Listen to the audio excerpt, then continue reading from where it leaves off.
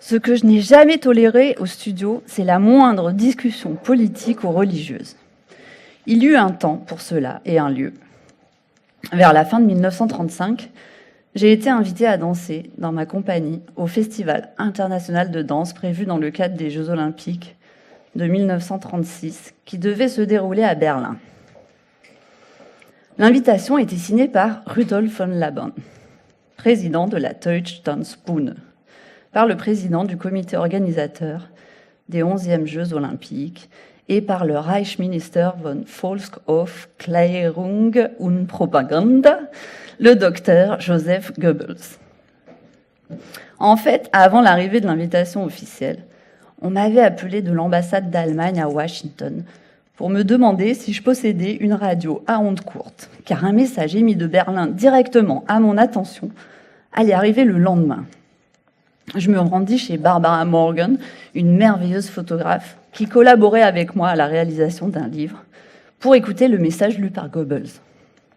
Il proclamait que lorsque les frontières de l'Europe seraient unifiées pour l'éternité, une autre grande fête aurait lieu en Allemagne, mais que dès à présent, les grands artistes internationaux devaient s'y retrouver.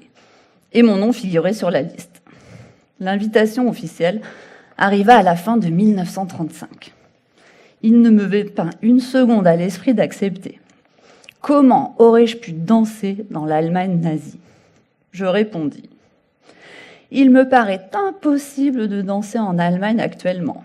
Tant d'artistes que je respecte et admire ont été persécutés, privés du droit de travailler, pour des raisons ridicules et insatisfaisantes, que je ne considérerais comme inadmissible de m'identifier en acceptant cette invitation. De plus, certains des membres de ma compagnie risquent d'être fort mal accueillis en Allemagne. Ils sont juifs. Comme on m'assurait qu'ils jouiraient d'une immunité totale, je répliquai. « Et croyez-vous que je leur demanderais d'y aller ?» Les Allemands déclarèrent que, dans ce cas, ils prieraient une compagnie de moindre renom de représenter les États-Unis. « Faites !» répondis-je. « Mais souvenez-vous d'une chose, je détiens l'invitation officielle et je la publierai dans tout le pays pour démontrer que l'Allemagne a dû se contenter d'un deuxième choix. » Aucune compagnie américaine ne se rendit à ce festival. Après la guerre, à Berlin, on a retrouvé mon nom sur une liste des gens dont le sort devait être réglé lorsque l'Allemagne aurait pris le contrôle des États-Unis. J'ai pris cela comme un grand compliment. Et plus tard, lors d'une représentation au New Opera House, j'ai choisi pour mon solo une héroïne biblique triomphante, Judith, sur une partition d'un compositeur juif, William Schumann. Saint John Perse avait été obligé de fuir sa patrie pendant la guerre. C'était un grand homme, un grand poète, qui a exercé sur ma vie une forte influence.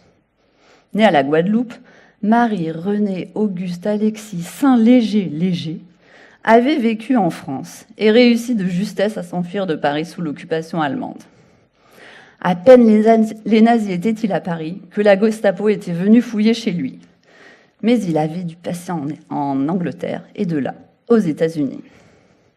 Il vivait aux États-Unis en tant que diplomate. Il m'a autorisé à me servir de sa poésie dans ma danse, de tous les mots ou de tous les vers que je voudrais. L'inspiration de mon ballet de 1973, Mendicants of Evening, vient du poème de St. John Perse, Chronics. Les vers étaient récités par Marianne Seldes, une actrice très douée, qui avait des gestes de danseuse. C'est un poème sur les expériences de la fin d'une vie bien vécue. « Grand âge, nous voici », a-t-il écrit. « Prenez mesure du cœur d'homme. » Bien que la guerre ne se déroulât pas dans notre pays, de nombreux citoyens japonais des États-Unis furent internés dans des camps. L'une de mes danseuses, Yuriko, est arrivée chez moi peu de temps après avoir été libérée et ne m'a plus quittée depuis. Aujourd'hui, elle a le titre de régisseur et elle dirige le Martha Graham Ensemble, notre groupe d'étudiants de niveau supérieur ou professionnel. Au-delà des mers, en Espagne, la tragédie de la guerre civile suscita chez les artistes une réaction immédiate. Chacun d'entre nous l'exprima à sa manière et je choisis Deep Song, en espagnol Cante Junto. C'était un solo, comme Lamentation, mais je ne m'y servais davantage du banc. Le rideau se levait sur une scène nue où j'apparaissais dans une robe noir et blanc à panneaux rayés, sur les premières mesures de la musique composée par Henry Cowell. C'était en décembre 1937. L'année suivante, avec Anna Sokolov, Hélène Tamaris, Anya Holm et la compagnie Ballet Caravan, nous avons participé à une représentation donnée au bénéfice de l'aide à la cause démocratique en Espagne. C'est aussi en 1937 que j'ai dansé pour la première fois à la Maison-Blanche, devant le président et Mrs. Roosevelt. Je devais y danser pour 7 autres présidents. Cela se passait dans un petit jardin plein de fleurs. Un jeune homme avait été chargé de s'occuper de moi. Il me dit « Vous ne pouvez pas vous présenter pieds nus devant le président des États-Unis. » Comme il ne cessait de me le répéter, je finis par lui répondre « Mes pieds nus font partie de mon costume de scène. Je ne me promène pas pieds nus chez moi. Et jamais je ne me présenterai pieds nus devant le président des États-Unis. » Dans le courant des années 40, Eleanor Roosevelt et moi sommes devenus de bonnes amies. Un jour, nous nous sommes rendus ensemble à un rassemblement du United Jewish Appeal, qui était boycotté par des juifs orthodoxes, manifestant contre le principe d'une piscine mixte. Ils voulaient qu'hommes et femmes n'y aillent qu'à leur tour, un jour sur 2. Notre voiture avait été arrêtée par un piquet de grève. Au bout d'un moment, Mrs. Roosevelt a déclaré « J'en ai assez, passons !» Elle était certaine d'avoir raison. Moi, j'ai pensé oh, « Mon Dieu, forcer un piquet de grève en ce moment, ce serait la fin de ma carrière. » Et elle m'a dit « Venez avec moi, Martha. » Et Martha y est allée. Mrs. Roosevelt invita Marian Anderson à chanter au Constitutional Hall, mais les Daughters of American Revolution refusèrent. Je dis à ma mère qu'il fallait qu'elle démissionne des Colonial Dames. « Oh, le faut-il vraiment, Martha ?» me répondit-elle. « Elles organisent de si belles fêtes. » Renonçant à espérer quoi que ce fût de ma mère, je lui dis « Ne t'en fais pas, il y aura bien quelqu'un d'autre pour démissionner. » Et elle ne le fit pas. Peu après, Marian Anderson se vit refuser l'accès à l'hôtel Algonquin à New York.